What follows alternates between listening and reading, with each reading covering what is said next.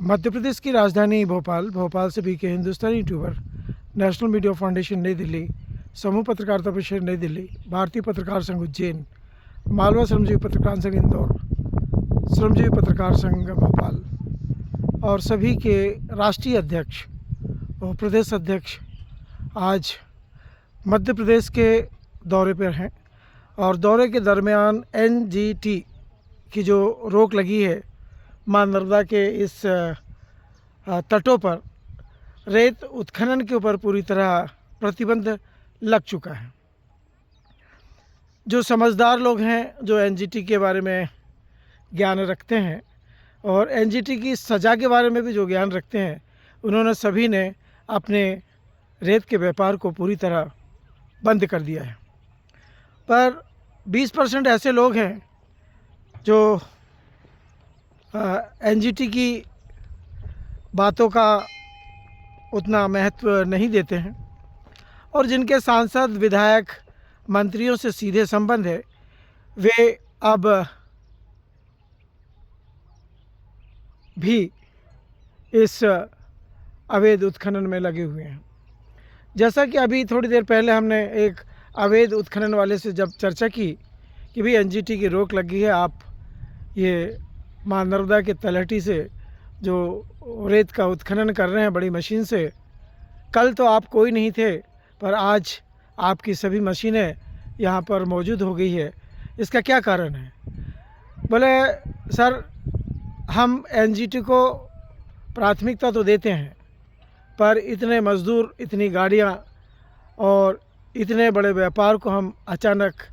6 महीने के लिए या 4 महीने के लिए कैसे बंद कर सकते हैं? चूँकि जून माह से अक्टूबर माह तक के लिए पूरी तरह एनजीटी ने माइनिंग के सभी ठेकेदारों के ऊपर भी और अन्य सभी रेत खनन वालों के ऊपर भी प्रतिबंध लगा दिया है। सामने में आप देख रहे हैं 3 ट्रालियाँ मां नर्मदा के दक्षिण तट पर भरी जा रही है, जो थाना शिवपुर के अंतर्गत आता है, और बहुत सी गाड़ियाँ मां नर्मदा के उत्तर तट पर भरी जा रही है, जिसमें बड़े बड़े डंपर हैं और बड़ी बड़ी मशीनें हैं जो सीधा जल से रेत को बाहर स्टॉक करती है। और जैसे जैसे अवैध रेत उत्खनन का दायरा बढ़ता जा रहा है, वैसे वैसे मां नर्मदा का जल एक सुकड़न सी स्थिति में आता जा रहा है। आप देख रहे, एक समय था कि मां नर्मदा का जल कल धारा के साथ में इस यहाँ की पेड़ियों के साथ छूते हुए जाता था, लोग बड़े आनंद से स्नान करते थे। पर इस समय मां नर्मदा के इस पावन तट ग्राम पंचायत बाबरी बबलेश्वर धाम के इस घाट पर केवल कीचड़ और बदबू के सिवा और कुछ भी नहीं है। ऊपर पे जो मशीनें चल रही हैं, उनका जो डीजल बह के आता है और ऊपर से जो कचरा बह के आता है या गंदगी जो बह के आती है, वो यहाँ आकर इसलिए जम जाती है कि यहाँ से धार छोटी हो गई है और ऊंची हो गई है। सामने में जाजना गांव दिख रहा है आपको, जो मोड़ है वो जाजना गांव का मोड़ है और उससे आगे कजली गांव है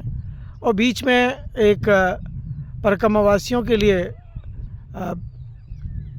आश्रम है, जहां रात्रि विश्राम परिक्रमावासी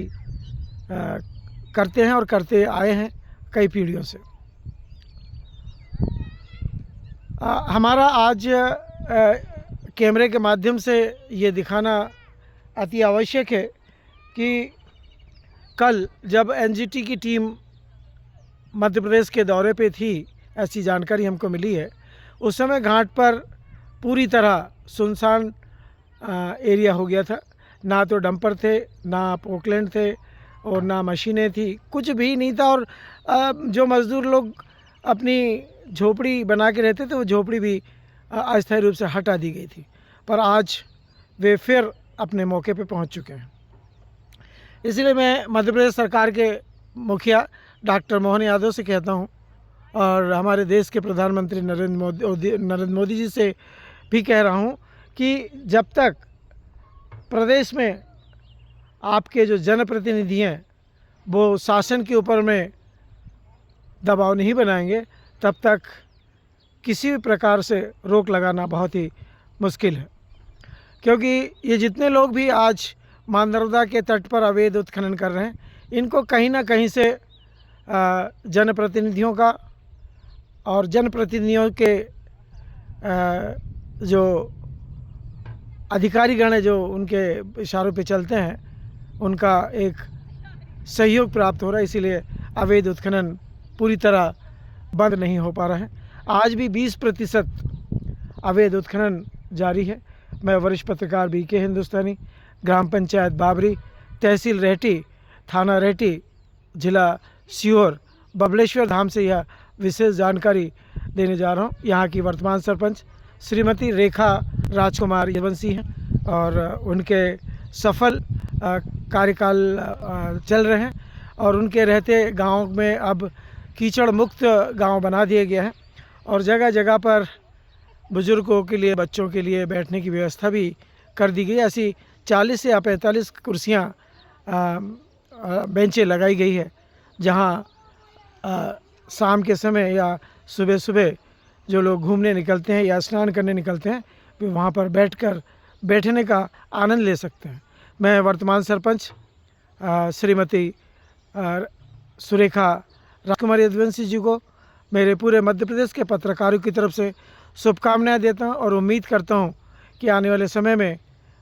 इस गांव में और उन्नति होगी और विकास होगा। इन्हीं शब्दों के साथ में मैं इस बबलेश्वर धाम को भी और काली कमली वाले बाबा के धाम को भी चरण स्पर्श करता हूं और उम्मीद करता हूं कि आने वाले समय में यह गांव विकसित ही नहीं, संस्कारवान भी बनेगा। ऐसी उम्मीदों के साथ में जय हिंद, जय भारत।